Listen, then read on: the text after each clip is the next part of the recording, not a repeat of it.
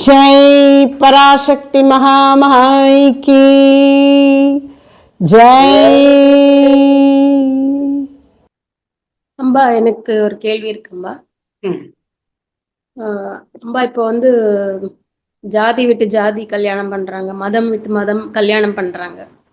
So அது இப்படி, அதாவது அந்த குலமே இல்லாம போயிடும் சில ஒரு வாரிசு இருக்கிற வீட்டுல எல்லாம். அப்போ அது நல்ல இதுவா? நிறைய பேர் இப்போ நிறைய ஃபேமிலிஸ்ல அந்த மாதிரி ஆயிடுச்சு. ஃபாரினர்ஸை கல்யாணம் பண்றது அந்த மாதிரி ஆயிடுச்சு. அது எப்படி உங்க பார்வையில அது எப்படி நல்லதா? என்னுடைய பார்வையில் அது சரியா தவறா? அதாவது ஜாதி விட்டு ஜாதி கல்யாணம் பண்ணுவதோ வேற்று மதத்தவரை கல்யாணம் பண்ணிக்கொள்வதோ சரியா என்றால், என்னுடைய பார்வை அப்படிங்கிறத விட சமுதாயத்தினுடைய நலனை கருத்தில் கொண்டு பார்க்கும்போது அது எப்படி அப்படிங்கிறத முதல்ல சொல்கிறேன். இப்போது ரொம்ப பெரிய விஷயம் இது, அதாவது ஆழ்ந்து சிந்திக்க வேண்டிய விஷயம். ஜாத்தினாலே தப்புன்னு நினைக்கிறாங்க, அந்த எண்ணம் முதல்ல தப்பு. அப்படி நம்மை நினைப்பதற்கு சில பேர் பழக்கி விட்டார்கள். அது யாருன்னா பிரிட்டிஷ்காரர்கள். பிரிட்டிஷ்காரர்கள் இந்த தேசத்தை அடிமைப்படுத்திய போது நம்முடைய கட்டுக்கோப்பான சமுதாய அமைப்பை பார்த்து என்ன பண்ணினாலும் இவங்க மாற மாட்டேங்கிறாங்களே அப்படின்னு நினைச்சாங்களாம்.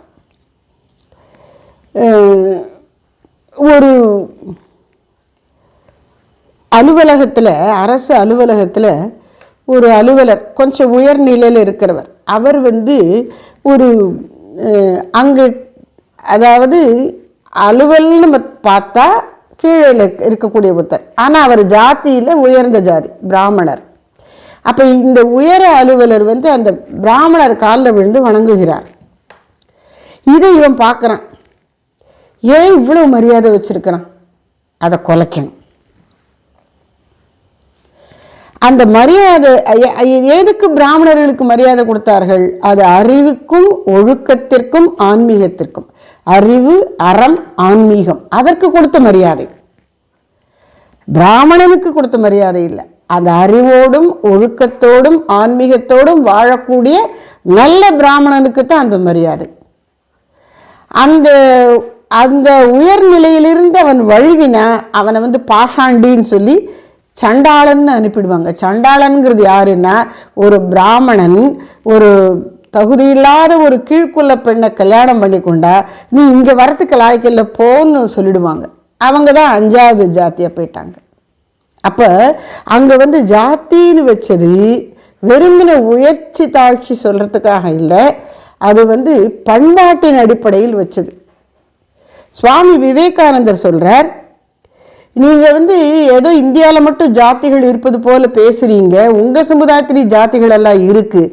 ஆனால் உங்கள் ஜாதி பணத்தின் அடிப்படையில் இப்போ உயர் ஜாத்தினா யார்? இங்கிலாந்தில் பணம் யார்கிட்ட நிறைய இருக்கோ அந்த பணக்காரர்கள் எல்லாம் உயர் ஜாதி, ஏழைகள் எல்லாம் தாழ்ந்த ஜாதி. பணக்காரர்கள் குடும்பத்தில் 4 பையங்க இருக்காங்கன்னு வச்சுப்போம், ஒரு பெற்றோருக்கு 4 மகன்கள். சொத்து அது மூத்தவனுக்கே போயிடும், இளையவர்களுக்கெல்லாம் அந்த அளவுக்கு கிடைக்காது. அப்போ அவங்களுடைய வாரிசுகள்லாம் சொத்து குறைஞ்சிட்டே வரும். நாளடைவில் அவர்களுக்கு பணம் குறைய குறைய அவர்கள் சமுதாய அந்தஸ்தில் கீழே போய் கீழ்ஜாதி ஆகிடுறாங்களாம். இது எப்படி இருக்குது? நம்ம நாட்டில் அப்படி இருந்ததா? பணம் இல்லாட்டாலும் ஒரு பிராமணன் எவ்வளவு ஏழையாக இருந்தாலும் அவன் தனக்குள்ள தர்மங்களை, குல தர்மங்களை எல்லாம் கடைப்பிடித்தான், ஜாதி தர்மங்கள் ஒழுக்கங்களை கடைப்பிடித்தான். அப்போ அவன் ஏழையாக இருந்தாலும் வணக்கத்துக்குரியவனாக இருந்தான். அப்போ நம்முடைய சமுதாயத்தில், ஹிந்து சமுதாயத்தில், சனாதன தர்மத்தில் ஜாதி என்பது ஒழுக்கத்தையும் பண்பாட்டையும் கலாச்சாரத்தையும் அடிப்படையாக கொண்டது. மேல்நாட்டில் ஜாதி இருக்குது, நம்மகிட்ட தான் இருக்குது, நம்ம ஏமாற்றி விட்டான் நம்மளை. அவங்கள்ட்ட இருந்தது எங்கே இருக்கிறது? பணத்தை அடிப்படையாக கொண்டது. பணம் இல்லைன்னா உயர்ந்த ஜாதியில், இப்போ அவங்க அப்பா ஒரு டியூக்காக இருக்காருன்னு வச்சுப்போம், டியூக் அப்படின்னு ஒரு பிரபு, நில சொந்தக்காரர் நிறைய இருக்குது, அவர் டியூக்குன்னு சொல்லுவாங்க.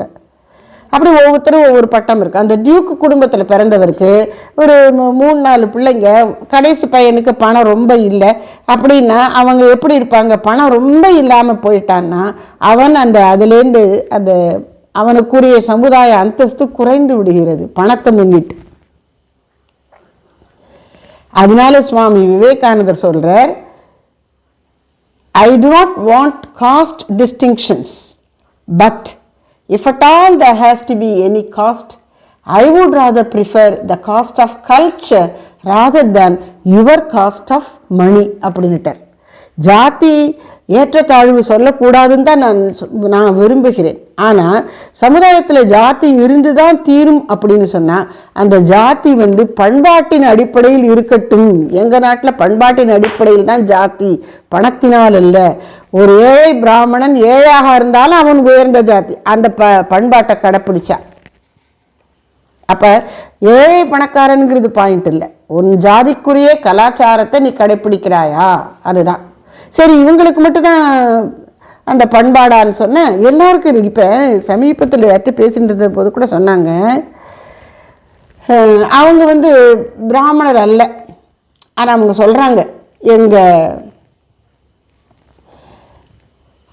எங்கள் பாட்டி எல்லாம், பாட்டின்னு அவங்க சொன்னது 1980களில் கூட எங்கள் பாட்டி நான் ஸ்கூலுக்கு போயிட்டு வந்துட்டேன்னா என்னை அவங்கள தொடக்கூடாதுன்னு சொல்லுவாங்க. அப்படி இப்படி சுற்றி வாடா அப்படிம்பாங்க. வீட்டுக்கு பின்னாடி கிணத்தடிக்கு ட்ரெஸ் எல்லாம் கலந்து குளிச்சுட்டு தான் உள்ளே வரணும்னு சொல்லிடுவாங்க. அவங்க பிராமணன் இல்லை. அப்போ எல்லாரும் ஒழுக்கத்தை கடைப்பிடிச்சிருக்காங்க. அதுலேயும் அதிகப்படியாக இருந்தது பிராமணன், அதனால அவனுக்கு மரியாதை. ஆனால் மரியாதை தான் கொடுத்தாங்க, பணம் அவன்கிட்ட இருக்கக்கூடாதுன்னு சொல்லிட்டாங்க. நீ ஒழுக்கத்தை பார்த்துக்கோ, அறிவை வளர்த்துக்கோ, அது போகும், பணம் உனக்கு கிடையாதுன்ட்டாங்க. அவர்களும் அதுக்கு ஒத்துக்கொண்டார்கள். அப்போது அந்தணன் என்பவன் அறவோன் என்றபடி அறம், ஆன்மீகம், அறிவு இதை வளர்க்கணும், பணம் சேர்க்கப்படாது. அப்போ உன் வாழ்க்கை தேவைக்கு என்ன? போய் கேளு, நாங்கள் கொடுக்குறோம், நீ கேட்டீங்கன்னா கொடுக்குறோம். பணம் வச்சுக்கிறதுக்கு யாருக்கு இருக்குன்னா க்ஷத்ரியன் நாட்டை காக்கிறது இருக்குது, அதனால் அவன்கிட்ட பணம் இருக்கும், செல்வந்தன், அவன்கிட்ட போய் கேளு, அவங்க கொடுக்கணும். அதனால தான் பிராமணனுக்கு தானம் கொடுத்தா நல்லதுன்னு வச்சாங்க. கோயிலில் பூசாரி தட்டில் காசு போடுறதுங்கிறது அதான் அதுக்கு அர்த்தம். அதுதான் அவங்களுக்கு வருமானம், பெரிய சம்பளம் கிடையாது. அப்போ பிராமணன் அவனுடைய செல்வம் எல்லாம் அறமும் ஆன்மீகமும் தான், பணம் இல்லை. வாழ்க்கை தேவைக்கு மற்றவர்கள் சமுதாயம் அவனை காப்பாற்றியது. இப்போ அதனால மிந்தியெல்லாம் அந்தந்த ஜாதிக்குள்ள கல்யாணம் பண்ணிக்கணும்னு வச்சாங்க. ஏன்னா அந்தந்த ஜாதிக்குரிய குலத்துக்குரிய ஒழுக்கங்கள், கட்டுப்பாடுகள், தர்மங்கள் இருக்கும். அது என்னென்ன எப்படி பண்ணணும்னு அது வழி வழியாக வந்தபடி செய்து கொண்டிருக்கின்றார்கள். அது ஜாதி விட்டு ஜாதி கல்யாணம் பண்ணும்போது இந்த முறையெல்லாம் ஒரே கொலாப்ஸ் ஆகிடும்ல. அதனால அவங்க அதை விரும்பலை. அவங்க தர்மத்தை பார்த்தாங்க, ஜாதியை பார்க்கல. தர்மத்தை கடைப்பிடிக்கிறதுக்கு இன்னார் இன்னபடி நீங்கள் இருங்கன்னு சொன்னதுனால அப்படி இருக்கிறவங்களோட கல்யாணம் பண்ணிக்கும் போது அந்த தர்மங்கள் காப்பாற்றப்படுங்கிறதுக்காக இன்டர்காஸ்ட் மேரேஜை ஏற்றுக்கொள்ளவில்லை. ஆனால் எப்போ ஒரு விதின்னு இருக்கோ அப்போ யாராவது ஒருத்தர் அதை மீறுவாங்க. அப்போவும் இந்த மாதிரி குறும்பு பண்ணவங்களாம் இருந்தாங்க. அப்படி பண்ணுறவங்களில் சில எக்ஸப்ஷனோடு சேர்க்குறாங்க. இப்போது ஒரு பிராமண அப்பாவுக்கும் பிராமண அம்மாவுக்கும் பிறக்கிற பையன்தான் சுத்தமான பிராமணன். அப்பா பிராமணன், அம்மா க்ஷத்ரிய பொண்ணு அப்படின்னா அவர் பிராமணன் தான், ஆனால் அமாத்திய பிராமணன், கொஞ்சம் 2ஆம் பட்ச பிராமணன், இப்படி வச்சுருக்காங்க. அதுக்கும் கீழே போகக்கூடாது. அப்போது காப்பாற்றப்பட வேண்டியது தர்மம், ஒழுக்கம், கலாச்சாரம், பண்பாடு. அதை இன்னென்ன வகையில் பண்ணுறதுக்காக ஒரு வசதிக்காக சமுதாயத்தில் பிரித்து விட்டது இந்த ஜாதி அமைப்புகள். அதில் எல்லா ஜாதிகளுக்கும் அவரவர்களுக்கு ஏற்ற ஒழுக்கங்கள் இருந்தன.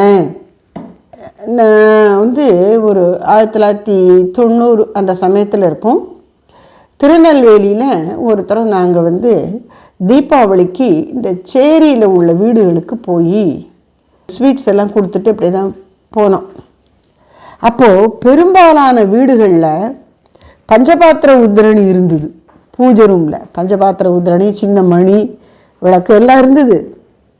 அப்போ அவங்க எல்லாருக்கும் அது இருந்திருக்கு. சமுதாயத்தினுடைய கீழ்த்தட்டு மக்கள்னு சொல்லப்படக்கூடியவர்கிட்ட கூட ஒரு ஒழுக்கம், வாழ்க்கை நெறி எல்லாம் இருந்திருக்கு.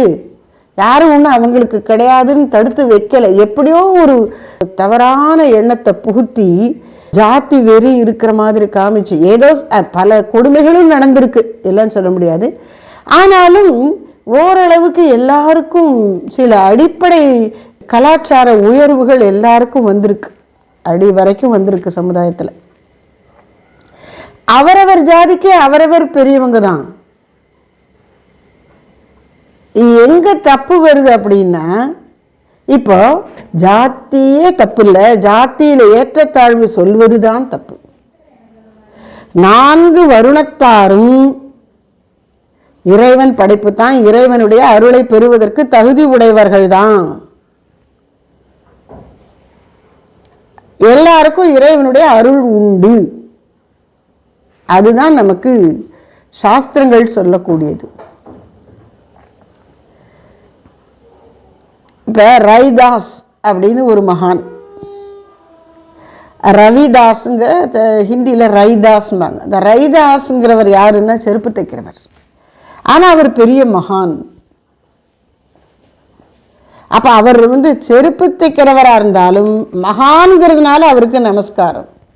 எல்லாரும் அவரை மரியாதை செலுத்தினார்கள். அவர் பிறந்த குலத்தில் உள்ள மற்றவர்களுக்கு, அதே ஜாதியில் உள்ளவருக்கு எங்கள் ஜாதியில் ஒரு பெரியவர் இருக்கிறார்னு ஒரு பெருமை.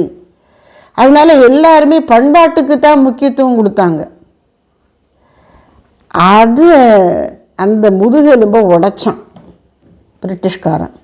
அந்த பண்பாட்டின் அடிப்படையில் ஜாதி இருந்ததுங்கிறதையே மறைச்சு ஏற்றத்தாழ்வுக்காக மட்டுமே ஜாத்தியை வச்சாங்கங்கிற மாதிரி சொல்லி அந்த விஷத்தை நம்ம மனசுல புகுத்தி, ஐயோ நம்ம முன்னோர்கள் அப்படி இருந்துட்டாங்க, உங்களுக்கு நம்மள அவ்வளோ மோசமாக இருக்குமோ அப்படின்னு ஜாத்தியை சொல்லவே கூடாது போல் இருக்கேன்னு நினைக்க வச்சிட்டோம். அதுவும் நம்ம தமிழ்நாட்டில் தான் ரொம்ப மோசம் இந்த மனப்பான்மை. ஜாத்தியே சொல்லக்கூடாது, ஜாதியே தப்பு. அதனால் இப்போ ஏதாவது பெரியவங்க ஜாத்தின்னு பேசினா கூட சின்ன பிள்ளைங்களாம் எல்லாம் தெரிஞ்சவர், அப்பா ஜாதியெல்லாம் பேசுறது தப்பு இல்லை அப்படிங்கிறாங்க.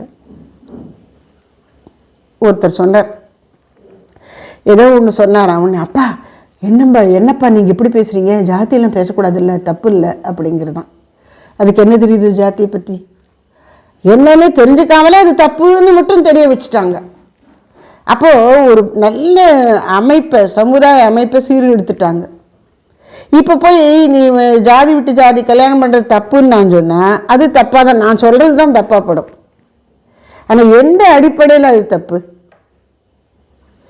ரெண்டாவது, இப்போ பெண்கள் என்னென்னமோ என்ன சொல்கிறது, இதெல்லாம் ரொம்ப ஒரு ஒரு சங்கடமான விஷயங்கள். பேசினாலே நம்மளை நீங்கள் எப்படிலாம் பேசுகிறீங்க, ரொம்ப 10ஆம் பசலையாக இருக்கீங்கன்றுவாங்க. பெண்களுக்கு பொறுத்து இருக்கிறதுக்கு பொறுமை இல்லை. பல குடும்பங்களில் ஆம்பளை பசங்க கூட அடக்கமாக இருக்காங்க, பார்த்து கல்யாணம் பண்ணி வைக்கட்டும்னு. பெண்கள் இருக்கிறது இல்லை. வியப்பாக இருக்குது. இப்போ அந்த காலத்தில் 12 வயசு 13 வயசில் கல்யாணம் பண்ணாங்க, அது தப்பு அப்படின்னு சொல்லி 18 வயசு, பெண்ணின் திருமண வயது 18, அதை இப்போ 21 அப்படின்னு ஆக்குறாங்க. 21 வயசு ஆற வரைக்கும் நீ ஒழுங்காக இருக்கிறதுக்கு உனக்கு என்ன சொல்லி கொடுத்தது இந்த சமுதாயம், அரசாங்கம்? அப்படி அடங்கி இருக்க முடியாமல் தானே தப்புக்கள்லாம் நடக்கிறது. மதுரையிலேருந்து மதுரையில் படிக்கிறேன்னு சொல்லி வீட்டுக்கு ஏமாற்றிவிட்டு கோயம்புத்தூரில் போய் அந்த மாதிரி கஷ்டப்பட்டு ராத்திரியில் அப்புறம் அங்கே இங்கேயும் தப்பி யாராவது காப்பாற்ற மாட்டாங்களான்னு அலைஞ்சு, இதெல்லாம் என்னத்துக்கு? அப்போ அடங்கி இருக்க முடியல. அதுக்கான சூழலையும் சொல்லி கொடுக்கணும்ல, பல விஷயங்கள். அது மாதிரி சோஷியல் ட்ரிங்கிங், இந்த கார்ப்பரேட் அது இதுன்னு சொல்லி அந்த ஐடியெல்லாம் ரொம்ப பெருசானதுக்கப்புறம், அதாவது மேல்நாட்டுக்கு தான் அந்த வெள்ளத்தோல் இருக்கிறனால அவனுக்கு தான் எல்லாம் தெரியுங்கிற அந்த மயக்கத்துக்கு ஒரு எல்லையே இல்லை. ஒரு மாதிரி பார்ட்டிக்கு போகும்போது குடித்தா தப்பு இல்லை, அப்படி அளவாக குடிச்சுக்கிறது. இதிலெல்லாம் அளவுகளே கிடையாது. இப்போ இது என்னத்துக்கு இந்த அர்த்தமில்லாத குடின்னு தெரியல. அது அப்படியே அறிவை மயக்குகிறது. இப்போ நமக்கு ஒன்று புரியணும்னு சொன்னால் கண்ணை நல்லா திறந்து பார்க்கணும். சுற்றி என்ன நடக்குது, என்ன இருக்குது, எது எங்கே இருக்குது, சின்னது பெருசு, மென்மையாக இருக்குது, கடினமாக இருக்குது, எல்லாம் அதுக்கு கண்ணு நல்லா தெரியணும். கண்ணு தெரியணும், அறிவுக்கு புரியணும். இதை மயக்கக்கூடிய ஒன்றை குடிக்கிறது ஒரு புத்திசாலித்தனமா? இது எந்த வகையில் சேர்க்கறது? இதுக்கு பள்ளிக்கூடத்தில் பெண்கள் கூட, மாணவிகள் கூட அதை செய்கிறாங்க அரசு பள்ளிகளில். அப்படின்னு சொன்னால் இந்த சமுதாயம் எங்கே போயிட்டுருக்கு? அப்புறம் இதில் எங்கே இன்டர்காஸ்ட் மேரேஜ் தப்பா ரைட்டான்னு சொல்கிறதுக்கு? எந்த காஸ்டில் இருக்கிற காஸ்டில் உனக்கு என்ன ஒழுக்கம் இருக்குது அதை காப்பாற்றுறதுக்கு? அந்த காஸ்ட்டுக்குள்ளேயே கல்யாணம் பண்ணிக்க. எல்லாரும் அப்படி போகலை, உண்மை. ஆனால் இவ்வளோ தூரம் பெண்கள் போகிறாங்கங்கிறதே வேதனைக்குரிய விஷயம் இல்லை. அதனால அந்தந்த காஸ்ட்டுக்குள்ளே கல்யாணம் பண்ணிக்கொள்ளுவது என்பது எப்போ ஒர்க் அவுட் ஆகும்னு சொன்னால், ரெண்டு குடும்பமுமே இந்த ஜாதிங்கிறத கலாச்சாரத்துக்கு ஒரு அடையாளமாக வச்சு எங்களுடைய கலாச்சாரத்தை காப்பாற்றணும், அதனால் எங்கள் ஜாதிக்குள்ளே ஆளை நான் எடுக்கிறேன்னு சொல்லணும். அதுக்கு இந்த பெண்ணும் மாப்பிள்ளை பையனும் தயாராக இருக்கணும். நம்ம குடும்பத்தினுடைய ஒழுக்கங்களை நம்ம காப்பாற்றணும், ஒழுங்காக முறையாக சாமி கும்பிடணும், குலதெய்வ வழிபாடு பண்ணணும், வீட்டுக்குள்ளே கிரக தேவதைகளை வழிபடணும், அப்புறம் இந்த மாதிரி திருப்பதி மாதிரி கோயில்களுக்கு போகணும், அதுக்கெல்லாம் முறையாக செய்யணும். அம்மா அப்பா வயசானவங்க இருக்காங்க, அவங்கள யாத்திரைக்கெல்லாம் அனுப்பணும், நமக்கு வயசாகும்போது நாமளும் யாத்திரை போகணும். இப்படியெல்லாம் நினைக்கும்போது அந்தந்த ஜாதிக்குள்ளே கல்யாணம் பண்ணிக்கிறது தான் நல்லது. இப்படி நினைக்கலைன்னா நீ என்ன வினா பண்ணி என்ன பண்ணி தொலைக்கிறது? அதான் அதுக்கு அர்த்தம். இன்டர்காஸ்ட் மேரேஜ் சரி அப்படின்னு சொன்னால் என்ன அர்த்தம்? ஜாதி ஒழுக்கங்களுக்கு அவசியம் இல்லைன்னு அர்த்தம். எவ்வளோ ஒரு வேதனையான விஷயம்.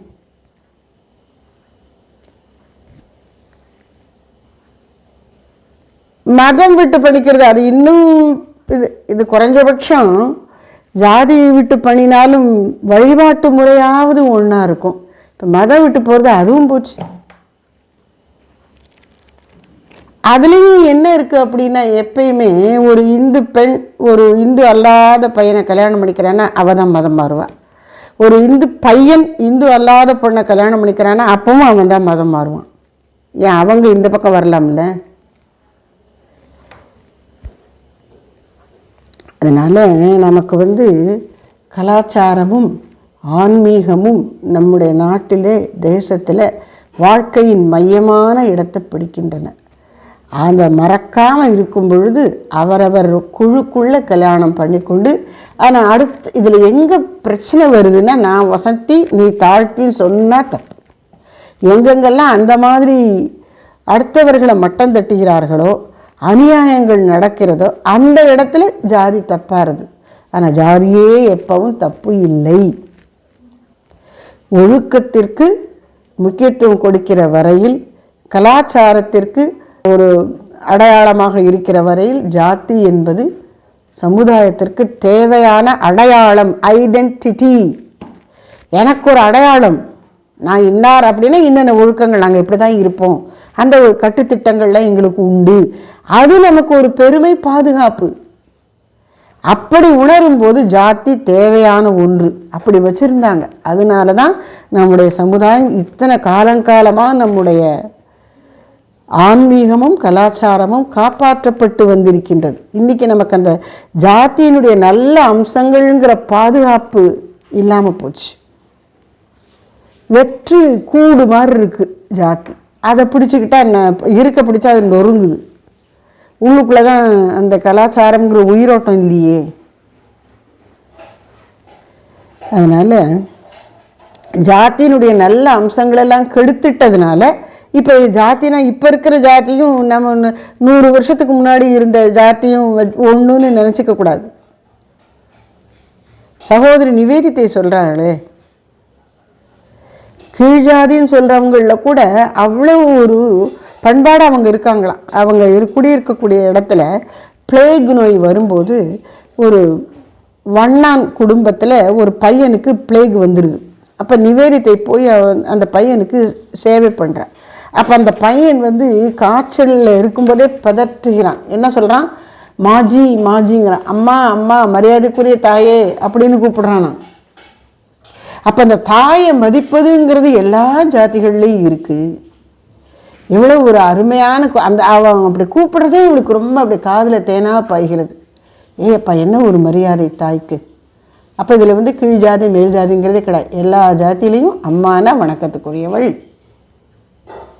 அப்போ இந்து கலாச்சாரத்தினுடைய உயிரோட்டத்தினுடைய ரகசியம் 1 தாய்க்கு கொடுக்கப்பட்ட மரியாதை, 2 ராமாயண மகாபாரதத்தை அவர்கள் எல்லோரும் கற்று தங்களுடைய கலாச்சாரத்துக்கு ஊற்றாக வற்றாத ஊற்றாக கொண்டிருந்தது.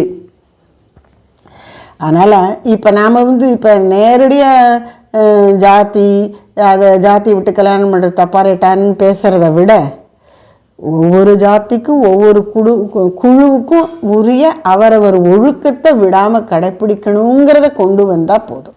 அதனால் நம்முடைய அந்த கலாச்சாரம், ஒழுக்கம், அறம், ஆன்மீகம் அதைத்தான் திரும்ப கொண்டு வரணும். வந்தால் இந்த ஏற்றத்தாழ்வுகள் குறைந்து விடும். உண்மையிலே ஜாதி இருந்தால் ஏற்றத்தாழ்வு பெருகுங்கிறாங்க. அப்படி இல்லை. நான் வசத்தின்னு சொல்லும்போது தான் தப்பு. ஆனால் அவரவர் எல்லாருமே தன்னுடைய ஜாதியை குறித்து பெருமையாக தான் இருந்தாங்க. நாங்கள் மட்டும் யாருமே நினைக்கல.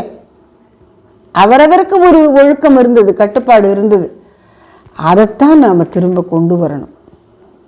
வழிபாடு செய்யணும், இன்னென்ன மாதிரி பூஜை புனஸ்காரம் பண்ணணும், இதெல்லாம் பண்ணிட்டு தான் சாப்பிடணும் அப்படிங்கிறது. ஒரு அம்மா சொன்னாங்க, அவங்க வந்து ஆச்சாரி, தங்க நகை பண்ணுற ஆச்சாரியிலே நிறைய இருக்குது. தங்க நகை பண்ணுறவங்க, அதாவது நகை பண்ணக்கூடியவங்க, கல்லில் வேலை செய்கிறவங்க, சிற்பிகள், மரத்தச்சர்கள், இரும்பு தச்சர்கள், இப்படி இருக்காங்க. அப்போ இந்த ஆச்சாரிகள் எல்லாருக்கும் ஒரு பெரிய கலாச்சார ஆன்மீக பொக்கிஷம் என்னன்னா, அவங்கெல்லாம் பூணல் போட்டுப்பாங்க, காயத்ரி சொல்லுவாங்க, சந்தியாவந்தனம் சொல்லுவாங்க. அந்த இதுலேயே அவங்க சொல்கிறதும் பிராமண பையன் சொல்லக்கூடிய அந்த சந்தியாவந்தன மந்திரங்கள் அப்படியே ஒன்றா இருக்காது. ஆனால் இவர்களுக்கும் காயத்ரி இருக்குது, மற்றபடி மந்திரங்களும் இருக்குது, அதெல்லாம் சொல்லுவாங்க. அந்த அம்மா சொல்லியிருக்காங்க, அவங்க கணவன், நான் சொல்கிறது 15 வருஷத்துக்கு முன்னாடி, அவள் கணவர் அதெல்லாம் செஞ்சார், அந்த பையன் அதெல்லாம் செய்ய மாட்டேங்கிறான்னு சொல்கிறாங்க. அப்போ அந்த குல ஒழுக்கங்களை திரும்ப கொண்டு வருவோம் முதல்ல, அப்புறம் இதை பேசுவோம். அப்போ இது ஒரு அருமையான ஒன்று, இழக்கப்படக்கூடாத ஒன்று என்பது இளம் உள்ளங்களில் விதைக்கப்படணும். அந்தந்த ஜாதிக்குரிய ஒழுக்கங்கள் அதை திரும்ப கொண்டு வந்தால் தன்னால் மற்றதெல்லாம் சரியாகும். அதுக்கு அதே மாதிரி வீட்டிலேயே எல்லாரும் அவரவருடைய சம்பிரதாயத்துக்கு ஏற்ப தேவாரம், திருவாசகம், தீப பிரபந்தம், திருப்புகழ் இதெல்லாம் படிக்கணும். அந்த பக்தி முயற்சிகள் வந்து வீட்டிலேயே நடக்கணும். அதுக்கு கோயில்கள் உதவக்கூடிய தலங்களாக விளங்கணும்.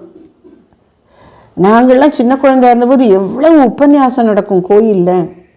போயிட்டு அதை புரியலோ உட்காந்துட்டு கடைசியில் சுண்டல் கொடுப்பாங்க, பொங்கல் கொடுப்பாங்கன்னு இருந்து வாங்கிட்டு வருவோம். அப்படியே காதில் விழுந்து எத்தனை விஷயங்கள் தெரிஞ்சுது.